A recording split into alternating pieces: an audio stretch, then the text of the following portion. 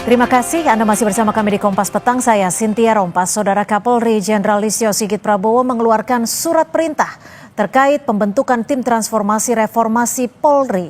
Pembentukan tim menindaklanjuti aspirasi masyarakat tentang perbaikan di tubuh Polri. Total ada 52 perwira tinggi dan menengah masuk dalam tim transformasi reformasi Polri. Kapolri mengatakan tim ini memiliki mandat utama untuk melakukan evaluasi menyeluruh terhadap program dan kinerja institusi, mendengar langsung keluhan publik, serta menyusun langkah perbaikan menyeluruh di tubuh kepolisian.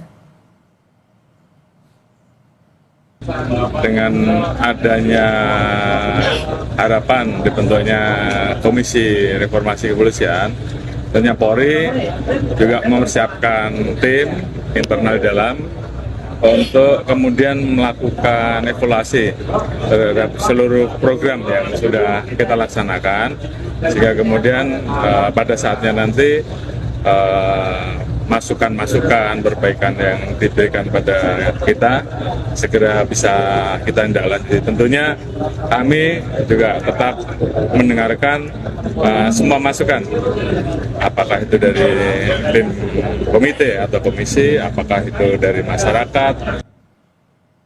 Komjen Krisnanda Dwi Laksana ditunjuk Kapolri sebagai Ketua Tim Transformasi Reformasi Polri. Hal ini sesuai dengan surat perintah Kapolri tertanggal 17 September 2025. Jabatan terakhir Krisnanda adalah sebagai Kepala Pendidikan dan Pelatihan Polri sejak 11 November 2024. Sebelumnya, ia pernah menjadi Kepala Sekretaris Pimpinan Lemdiklat Polri dari 23 Desember 2022 hingga 11 November 2024. Lulusan Akpol pada 1989 ini juga pernah menjabat Direktur Keamanan dan Keselamatan Korlantas Polri. Polri membentuk tim transformasi dan reformasi kepolisian. Kapolri Jenderal Listio Sigit Prabowo menyebut pembentukan tim ini menunjukkan institusinya terbuka dan selalu menerima kritik dan masukan dari publik terkait perbaikan-perbaikan atas kinerja kepolisian. Menurut Listio, Polri selalu berbenah dan evaluasi internal pun selalu dilakukan. Apa yang mendesak untuk dilakukan? Kita terus melakukan upaya transformasi dan reformasi untuk perbaikan. Nantinya Polri selalu terbuka terhadap evaluasi, masukan-masukan dari luar. Kita ingin mendapatkan masukan dari masyarakat apa yang diharapkan untuk melakukan perbaikan. Sebelumnya, Presiden Prabowo Subianto menunjuk ex-Wakapolri Ahmad Doviri menjadi penasihat khusus Presiden bidang keamanan ketertiban masyarakat dan reformasi Polri yang bertugas merumuskan perubahan dan perbaikan Polri yang akan diserahkan ke Presiden. Pihak Istana Kepresidenan juga mengundang sejumlah tokoh untuk bergabung dalam Komite Reformasi Polri. Menteri Sekretaris Negara Prasetyo Hadi mengungkapkan salah satu tokoh yang diundang adalah mantan Menteri Koordinator Politik Hukum dan Keamanan Mahfud MD.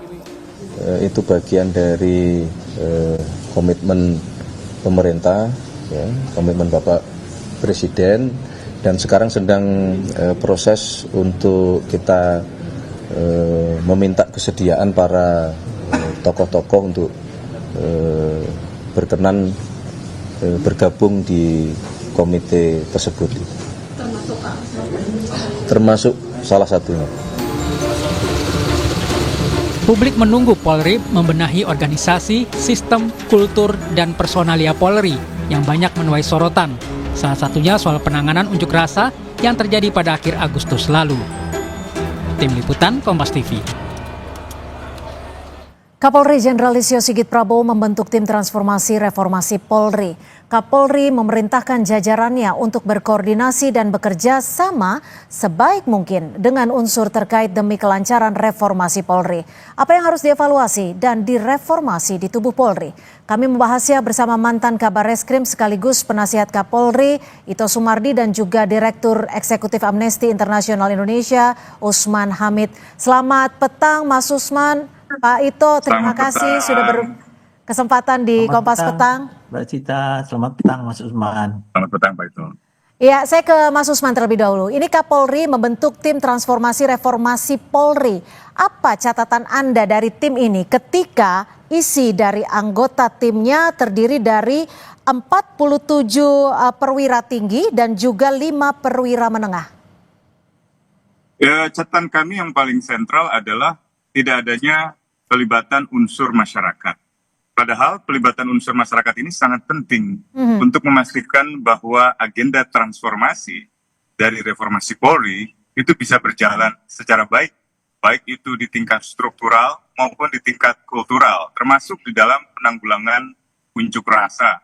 Secara lebih spesifik lagi, bagaimana sih sebenarnya prosedur-prosedur penanganan unjuk rasa itu, penangkapan, penahanan, penggunaan water cannon, gas air mata, sampai dengan tindakan-tindakan pemolisian lainnya seperti penggunaan peluru, baik peluru karet maupun peluru tajam. Tapi itu baru satu aspek di antara sekian banyak aspek yang saya kira penting untuk dijadikan bahan evaluasi untuk agenda transformasi dan reformasi Polri. Nah, karena itu diperlukan pelibatan unsur masyarakat. Kalau hanya kepolisian sendiri akan sangat sulit untuk memastikan agenda reformasi itu bisa berjalan dengan baik. Oke, Pak Ito, kalau menurut Anda sendiri bagaimana? Apakah sudah cukup jika diisi oleh anggota Polri sendiri? Dan bagaimana Anda menilai ataupun melihat dari sosok Pak Krisnanda ini? Ya, pertama saya menjawab Pak Usman sekaligus memberi informasi bahwa tim transformasi reformasi Polri ini saat ini didampingi oleh 32 penasehat ahli Kapolri, di mana anggota Polri-nya hanya 3, Mas Usman. Saya, Pak Bekto, dan Pak Rianto. Yang lainnya ada Pak Hendardi, ada Pak Nurholis dari HAM, ada Pak Kiki, ada profesor-profesor, ada juga Ibu Pungki, mantan ini, ada juga Ibu Tika, ya, dari masyarakat sipil pun juga lengkap jadi Pak. Jadi kita sudah maraton mengadakan pertemuan yang ke-7 dipimpin Bapak Wakapolri, di mana hasil daripada penasihat ahli Kapolri ini dikirimkan ke posko presisi dan juga kepada tim reformasi, di mana saya langsung menyampaikan kepada Pak Krisnanda usulan dari para penasihat ahli Kapolri yang betul-betul mereka dari kelompok masyarakat yang memiliki satu pengetahuan yang beraneka ragam, ya, terkait masalah struktur, masalah kultur, dan lain sebagainya. Nah, kemudian yang kedua, memang kalau reformasi untuk Polri ini tentunya menurut saya satu hal yang memang satu keharusan. Karena objek daripada Polri ini kan masyarakat, Mbak. Masyarakat itu dinamis, sehingga tentu akan banyak sekali perubahan-perubahan yang harus disesuaikan. Ternyata dari hasil penelitian kami, pengkajian kami, yang dari reformasi birokrasi Polri yang dibuat pada tahun 1989, itu sebetulnya normanya sudah bagus. Tetapi pada saat implementasinya ini yang kemudian memang memerlukan satu pengingatan kembali, ya, bahwa SOP-SOP yang sudah dibuat itu sebetulnya baik. Tapi pertanyaannya kenapa sampai terjadi di luar daripada yang ditentukan. Nah, ini saat ini yang menjadi kajian daripada tim reformasi. Perubahan di sektor mana yang paling krusial harus dirubah saat ini, Pak Ito, berdasarkan catatan dari tim ini? Yang pertama adalah yang paling krusial adalah kultural.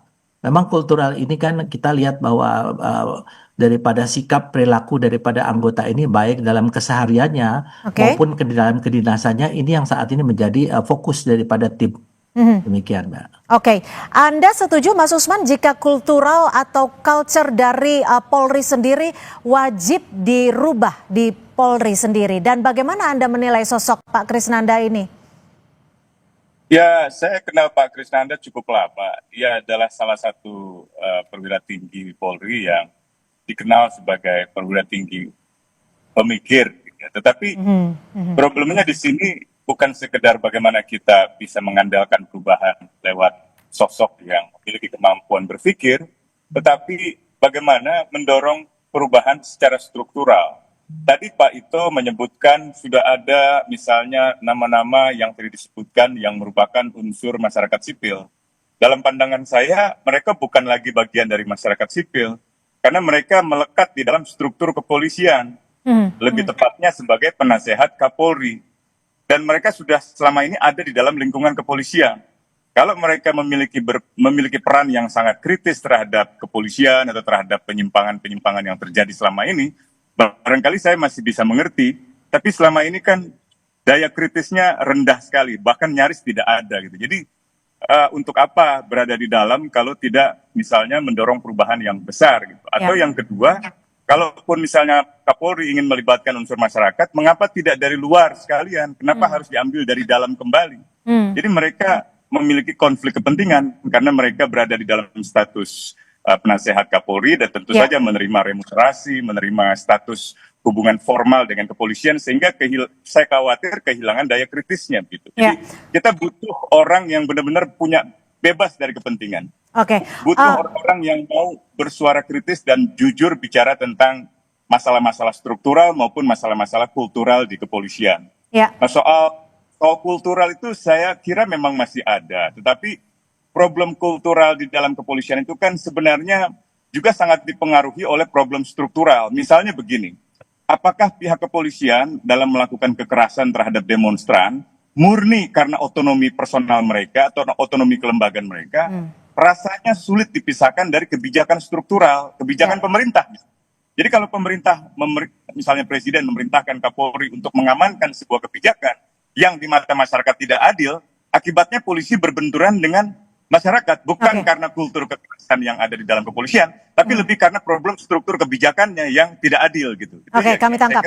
Akar masalahnya. Pak Ito, kami mungkin seperti yang disebutkan Mas Usman tadi, Pak Krisnanda adalah sosok yang berintegritas, berjiwa pemikir. Tapi di sisi lain, ketika kita melakukan reformasi, sejatinya adalah tidak hanya berkaca, tapi juga menerima masukan dari pihak luar yang mana diperlukan. Mengapa sampai saat ini belum ada pihak dari luar yang mungkin bukan purnawirawan, tapi juga yang mengkritisi kebutuhan publik ikut dalam tim ini?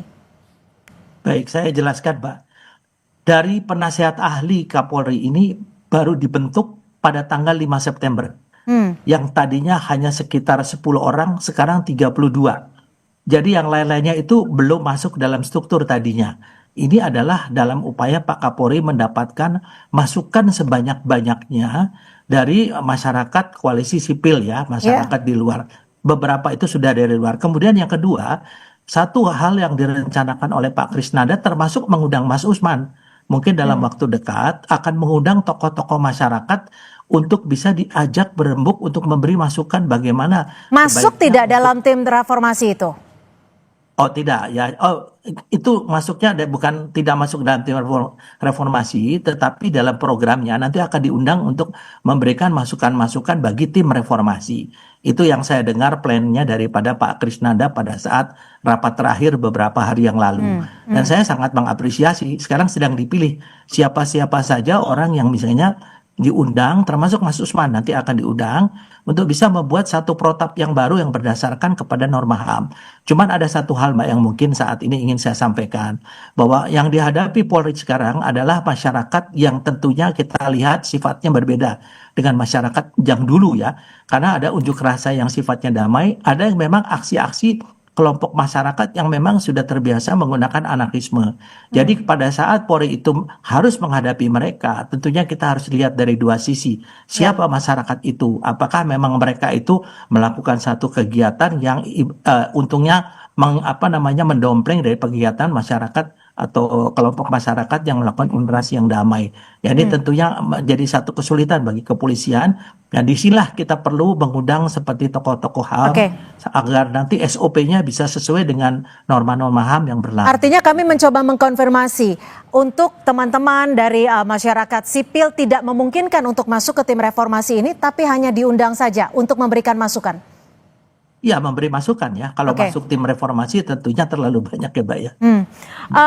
Mas Usman, bagaimana dengan sosok dari Wakapolri yang memang diperuntukkan di sini untuk melakukan pengawasan dan juga pemantauan terhadap tim reformasi ini?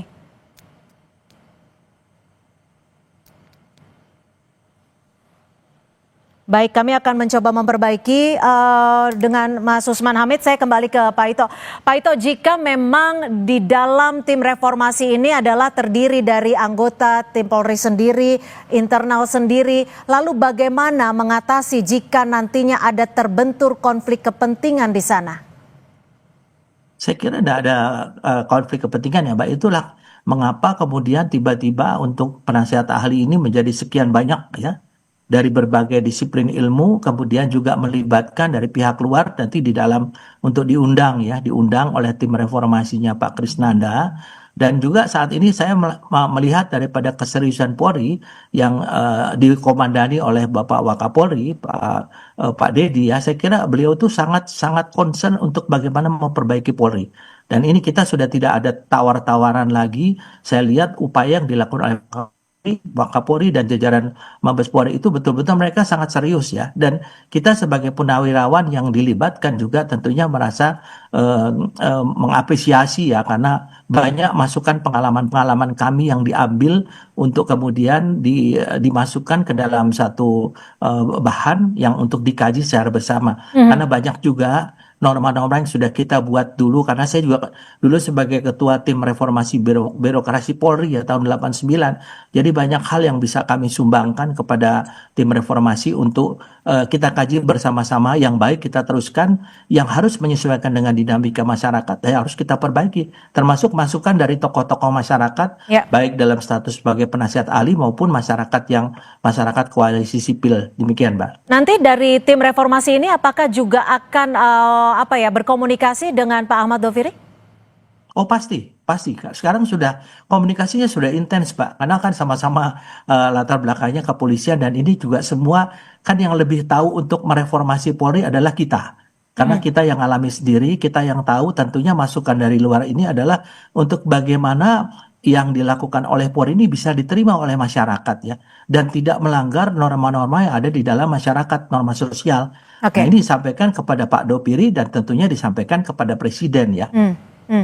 Mas Usman, Anda disebut akan diundang untuk memberikan masukan. Jadi tidak sebagai anggota tim reformasi, tapi akan diminta masukannya. Bagaimana Anda akan memberikan masukan kepada tim reformasi ini? Apakah ini cukup? Saya banyak undangan sebenarnya, termasuk dari Kompas. Tapi ginilah ya, saya khawatir kalau komisi ini atau tim reformasi atau tim transformasi reformasi Polri ini tidak melibatkan unsur masyarakat, justru akan membuat pihak kepolisian tidak dapat melihat dirinya sendiri. Kan terkadang ketika kita melakukan evaluasi diri, kita sendiri tidak bisa melihat apa kesalahan kita, apa kelemahan kita. Perlu pihak luar untuk melihat kita, melihat apa yang salah dalam tubuh kepolisian. Jadi kalau dikatakan polisilah yang paling tahu masalah di polisi, ada benarnya, tetapi kadang-kadang banyak salahnya gitu. Justru dari pihak masyarakatlah yang paling bisa merasakan apa yang dilakukan oleh pihak kepolisian dalam pelayanan pelaporan. Ketika Anda diundang untuk memberikan masukan, apakah itu tidak cukup? Apakah memang harus ada dari koalisi sipil yang masuk dalam tim tersebut atau seperti apa?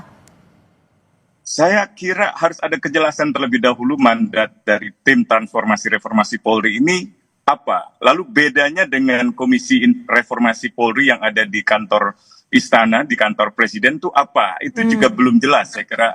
Selain masalah ketiadaan keterlibatan unsur masyarakat yang independen ya, bukan bagian dari struktur kepolisian seperti penasihat-penasihat atau penasihat ahli maupun penasihat khusus gitu. Itu kan sulit untuk dikategorikan sebagai unsur masyarakat yang independen gitu. Gimana Pak Ito, Anda menjelaskan ini? Apa yang membedakan nantinya? Sebetulnya Mas Usman udah menjawab tadi ya, bahwa saat ini pemerintah juga membentuk namanya Komite Reformasi ya, yang langsung di bawah Menteri Kumham kalau nggak salah, atau Menseknek ya. Itu semua orang-orang di luar Polri, dan mereka tidak tergabung dalam tim reformasi, dan sehingga nanti ini akan ditemukan ya pendapat mereka dari segi, kan ini permintaan dari Gerakan Nurani Bangsa. Jadi saya kira ada Pak Mahfud MD juga ya, kemudian ada beberapa tokoh yang tentu mereka akan melihat polisi dari luar ya. Dan kalau tim reformasi Polri ini tentunya yang di dalam kan kita melihat dari internal ya. Sehingga nanti ini akan menjadi disatukan menjadi satu kesimpulan yang akan disampaikan kepada Bapak Presiden, konsep transformasi reformasi Polri itu kayak apa gitu. Karena kita juga nggak kenal tuh yang di komite-komite kecuali Pak Mahfud MD. Kami coba konfirmasi, artinya saat ini akan ada 2 tim reformasi Polri, satu bentukan Polri, satu lagi yang lain gitu ya, Pak Ito? Ya betul. Tadi kan Pak Menseknek sudah menyampaikan kan siapa-siapa yang ada di sana. Nanti mana yang akan dipakai? Belum tahu ya. Ya nanti pasti dua-duanya itu kan perintah Presiden. Dan kita sebaliknya di Polri juga kita melakukan untuk upaya bahwa kita melihat ke dalam ya, inward looking ya.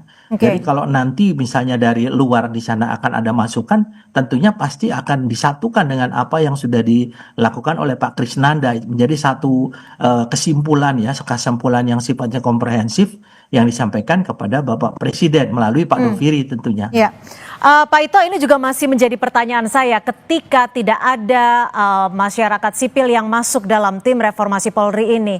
Lalu bagaimana memastikan bahwa masukan dari masyarakat sipil ini bisa menjadi keputusan kalau mereka tidak ada di dalamnya, hanya memberikan masukan saja? Saya tadi sudah sampaikan salah satu contohnya Pak Hendardi. Beliau itu sangat getol ya memberikan masukan-masukan yang mungkin bagi Polri ya harus bisa diterima ya karena beliau melihat dari luar. Jadi kemudian Prof Kiki dan lain sebagainya. Percayalah bahwa mereka semua punya integritas ya. Mereka pun juga orang-orang yang istilahnya tidak mungkin akan mengatakan bahwa Polri itu benar kalau memang kita salah atau salah kalau kita benar. Demikian. Baik, singkat saja Mas Usman, apakah Anda optimistis terkait dengan tim reformasi Polri ini?